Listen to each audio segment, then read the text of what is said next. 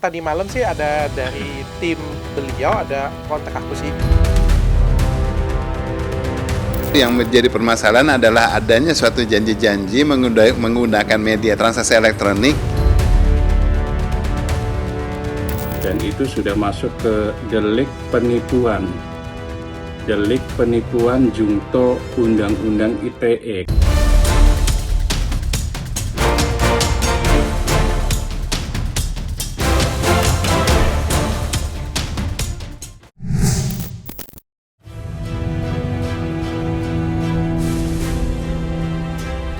Aldi Maldini, mantan anggota boyband Cowboy Junior, belakangan ini sedang ramai menjadi perbincangan. Usai diduga melakukan penipuan terhadap sejumlah fansnya dengan modus dinner bareng Aldi. Salah seorang fans Aldi bersuara keras dengan membongkar dugaan penipuan yang dilakukan oleh Aldi. Menanggapi kabar tersebut, dokter kecantikan Richard Lee juga ikut buka suara. Ya, dokter spesialis kecantikan itu mengaku pernah mengalami kejadian serupa tepatnya 6 tahun lalu saat dirinya belum menjadi seorang public figure. Meski merasakan kerugian hingga 10 juta, Richard Lee tidak mempermasalahkan Aldi secara hukum. Sebaliknya, dalam kasus ini, Richard Lee siap membuka posko bagi para korban dugaan penipuan dan siap mempertemukan kedua belah pihak untuk mediasi. Lantas, benarkah pihak Aldi Maldini sudah menghubungi Richard Lee terkait permasalahannya? Tadi malam sih ada dari tim beliau ada kontak aku sih. Kebetulan ada yang kenal, ada kontak, tanya apa keinginannya Dr. Richard. Aku bilang aku nggak ada keinginan apa-apa sih. Aku bilang aku nggak mungkin nggak balikin juga, aku nggak ada masalah. Toh sudah 6 tahun juga kan, aku bilang kan. Tujuanku lebih ke pengen mengingatkan teman-teman jangan sampai kejadian serupa juga terjadi, itu aja sih. Kalau beliau pengen minta maaf, beliau merasa bersalah dan pengen bertanggung jawab, ya aku siap memediasi, bilang baik dengan fans-fans yang lain, dengan korban-korban yang lain. Ayo boleh kumpul di tempat aku, boleh, aku siap mediasi. Aku juga nggak ada hard feeling dengan orangnya kok. Kalau orangnya mau memperbaiki diri ya aku oke-oke aja. Oh enggak, aku nggak ngerasa ini karma sih, karena dari beberapa korban ya kalau aku nggak salah ya, dari X juga banyak banget yang bilang juga aku juga mendapatkan perlakuan yang sama ya.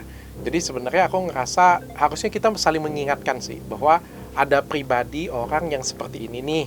Harusnya kita mengingatkan nih, hati-hati dengan karakter orang seperti ini. Saya ngelihat ada beberapa kesamaan pola sih. Ada beberapa kesamaan pola apa yang dilakukan dengan aku dan apa yang dilakukan dengan fans-fansnya yang lain ya. Makan malam dengan fans ya, ada persamaan pola. Masalah dia tepat atau tidak, alasannya apa, mungkin lebih ke dianya ya. Setelah nama Aldi Maldini kembali mencuat dan menjadi bulan-bulanan netizen akibat dugaan penipuan terhadap sejumlah fansnya, Richard Lee mengaku mempunyai pengalaman tak mengenakan dengan Aldi, lantaran dirinya pernah merasa ditipu oleh mantan kekasih Erika Kalina tersebut.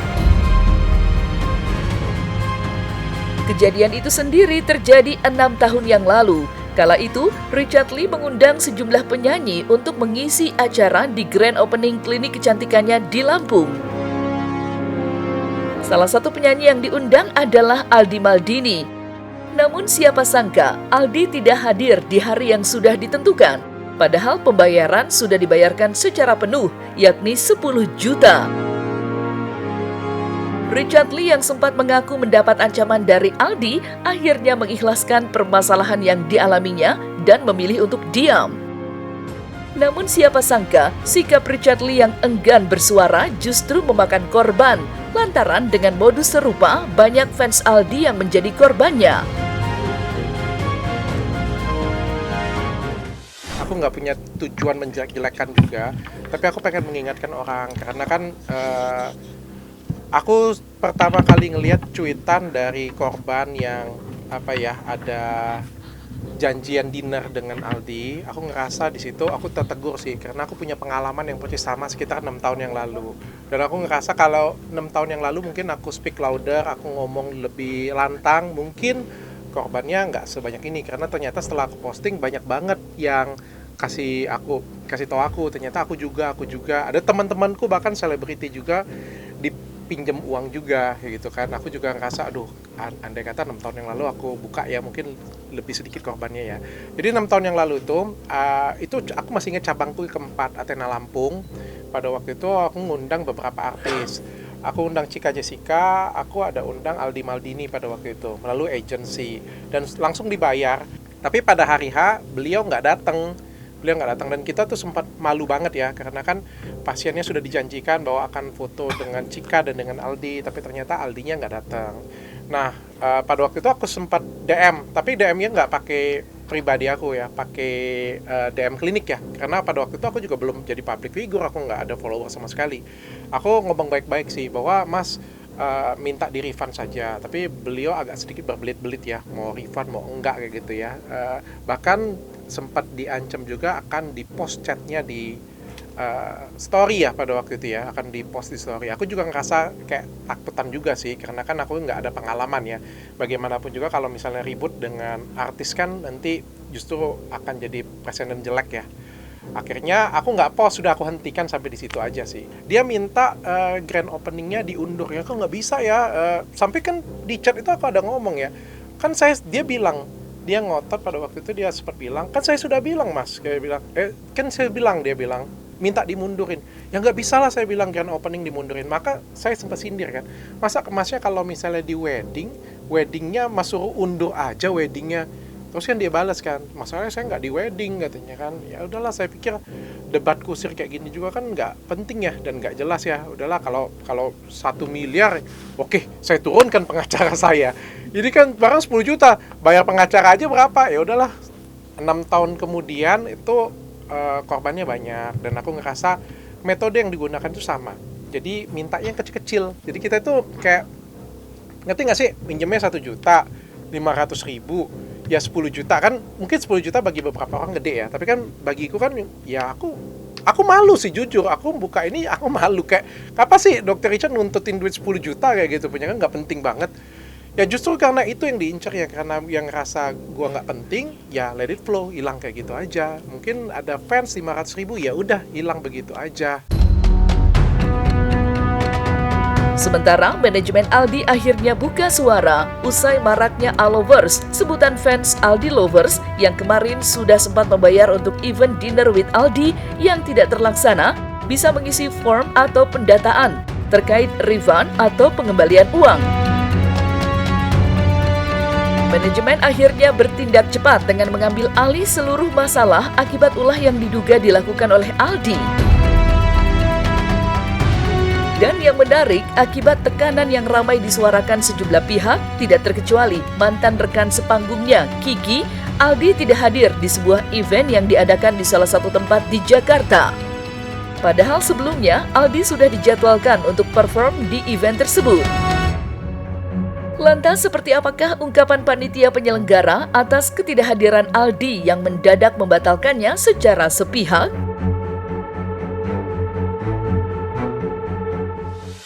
Dia ini datang nggak, Kak? Aldi nggak datang hari ini. Kenapa alasannya? Kami tidak tahu. Tiba-tiba aja atau dari kemarin Bang udah ada info? Enggak, pokoknya aku dapat info Aldi nggak bisa datang. Udah Per hari ini. Ngabarin nggak? Berarti tidak datang ya? Nah, karena maksudnya ini bukan hak kita juga, maksudnya terkait Aldi nggak bisa datang atau apapun itu. Karena kita juga sebetulnya kan kita juga nggak tahu nih, maksudnya Aldi nggak datang tiba-tiba, ya kita juga sangat disayangkan. Nah itu aku belum dapat informasi apa-apa untuk terkait itu. Mas, tapi ada efek nggak sih mungkin dari Aldi yang cancel ini? Cukup ada efek sih, lumayan cukup ada efek. Apa efeknya mungkin, Mas? Ya sebetulnya kita kan nggak tahu, maksudnya dengan kejadian yang ada, kita nggak tahu efeknya benar-benar berdampak sampai saat ini tuh belum keberasa kayak, ya kita nggak tahu nih event kita bakal ramai atau enggak. Penjualan tiketnya gimana, Mas? Gimana? Penjualan tiketnya udah berpengaruh masih masalah itu juga nggak? Kalau untuk terkait berpengaruh, aku di sini nggak bisa ngomong apa-apa karena maksudnya aku hanya dipertanggungjawabkan untuk ya menjawab ini aja semuanya. Kehebohan dugaan penipuan yang diduga dilakukan oleh Aldi pertama kali terungkap usai salah satu fansnya membongkar kronologis kejadian di akun media sosial pribadinya. Dalam cuitannya di media sosial X, ia mengungkap jika dirinya sudah mentransfer biaya Dinner with Aldi sejumlah Rp500.000. Namun setelahnya, Aldi enggan merespon mengenai kapan meeting fans akan digelar. Kesal tanpa adanya kejelasan, ia pun membongkar dugaan penipuan yang dilakukan oleh Aldi terhadap sejumlah fansnya. Menanggapi kabar tersebut, praktisi hukum menilai Aldi terancam pidana di atas 5 tahun jika korban membuat laporan. Lantas, apa tanggapan pakar telematika Abimanyu terkait dugaan penipuan melalui media sosial X oleh seorang penyanyi yang sekarang ramai menjadi perbincangan?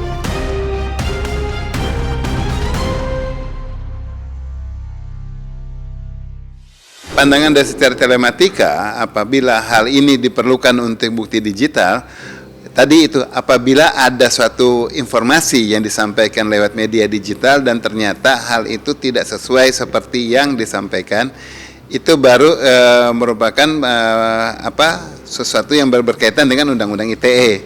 Ya, tetapi kalau secara tekstual itu semuanya masih diakui yang bersangkutan dan kemudian diakui juga oleh si korban, maka sebetulnya tidak perlu ada pemeriksaan secara digital karena keduanya sudah mengakui. Ya, beda halnya kalau umpamanya si korban bilang si seleb ini menjanjikan mengenai A, B, C, D, ternyata yang si seleb yang bersangkutan bilang saya nggak bilang begitu, saya bilangnya D, E, F, berarti ada suatu perbedaan.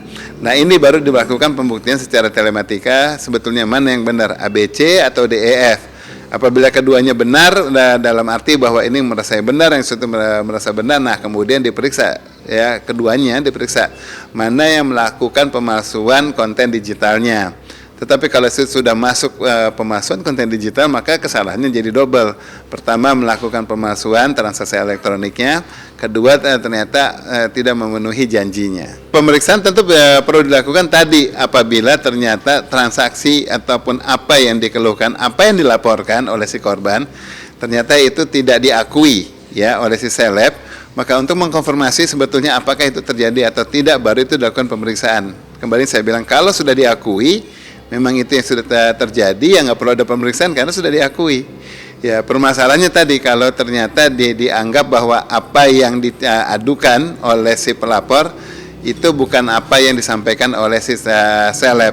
Maka untuk mengkonfirmasinya tadi itu kembali itu diperiksa, kemudian dipastikan pemalsuannya apakah ada di pihak si korban yang memasukkan seakan-akan si seleb mengutarakan ABC, ataukah ada konfirmasi dari si yang bersangkutan si seleb bahwa dia tidak menyatakan itu, dia menyatakan yang lain. Ya, ada terjadinya suatu perbedaan antara kedua informasi yang terlibat, pelapor dan terlapor, baru itu dilakukan pemeriksaan secara telematika. Kalau enggak, menurut saya sih tidak perlu karena kedua-duanya sudah mengakui. Ya, misalnya saling mengakui memang sudah janji, tetapi hanya tinggal sekarang janjinya itu yang tidak terpenuhi. Nah, janjinya kan bukan lewat media digital, janjinya ketemu langsung, ya ketemu langsung. Nah, itu kemudian janji tidak terpenuhi, maka undang-undang yang berlaku atau diberlakukan untuk hal yang diadukan, ya sifatnya apakah itu penipuan atau tidak, tentu pasti menggunakan undang-undang yang lain. Yang menjadi permasalahan adalah adanya suatu janji-janji menggunakan media transaksi elektronik yang kemudian ternyata ada janji yang tertulis itu tidak terpenuhi, itu sudah termasuk mulai penipuan. Ya, tetapi antara penipuan dan pemalsuan lain. Kalau pemalsuan adalah misalnya ternyata yang bersangkutan bukan dia yang melakukan janji. Nanti kalau penipuan, jadi transaksi itu bisa diakui, transaksi sudah benar, hanya tidak terpenuhi atau tidak sesuai dengan apa yang ditulis. Ya, dengan adanya bukti elektronika itu sudah menjadi bukti dasar apakah ada suatu rencana janji tidak terpenuhi ataukah di situ merupakan suatu penipuan. Ini adalah delik aduan. Jadi barang siapa yang merasa dirugikan harus membuat laporan polisi. Baru delik ini bisa masuk. Dan itu sudah masuk ke delik penipuan. Delik penipuan jungto Undang-Undang ITE karena penawarannya kalau kami lihat itu melalui sosmed. Jadi sudah masuk delik tindak pidana penipuan jungto Undang-Undang ITE. Pasal yang bisa dikenakan itu pasti pasal 378 KUHP jungto pasal 45 ayat 1 Undang-Undang ITE, dan ancaman hukumannya itu adalah 6 tahun. Bila ancaman hukuman di atas 5 tahun, maka yang sudah menjadi tersangka itu langsung bisa ditahan. Mungkin ada misunderstanding, mungkin miscommunication. Itu mudah-mudahan emang ada miss aja ya, bukan disengaja. Karena ntar jadinya jatuhnya takutnya impactnya ke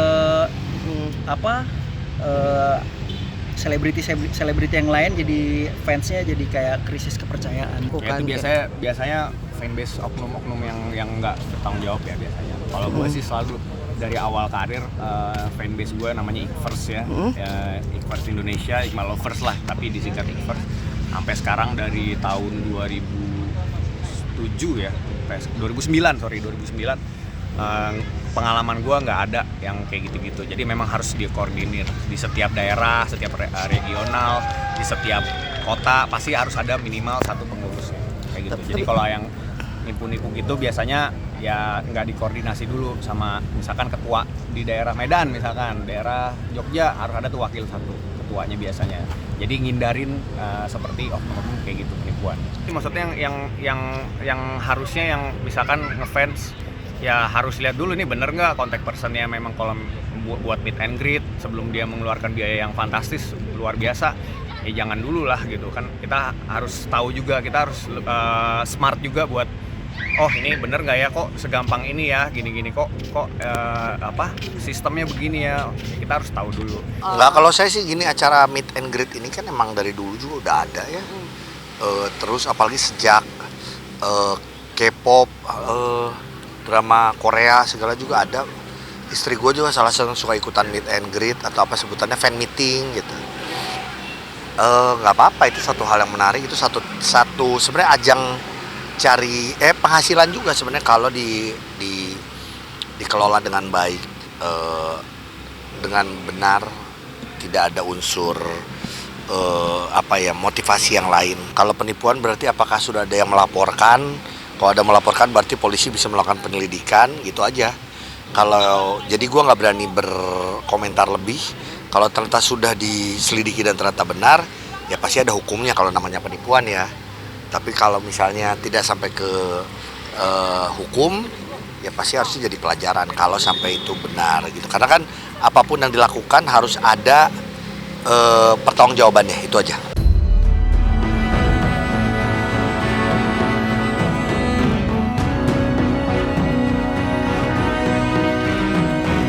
Nah, selesai sudah Cumi Lovers, jangan lupa untuk like, subscribe, dan juga share channel YouTube Cumi Cumi.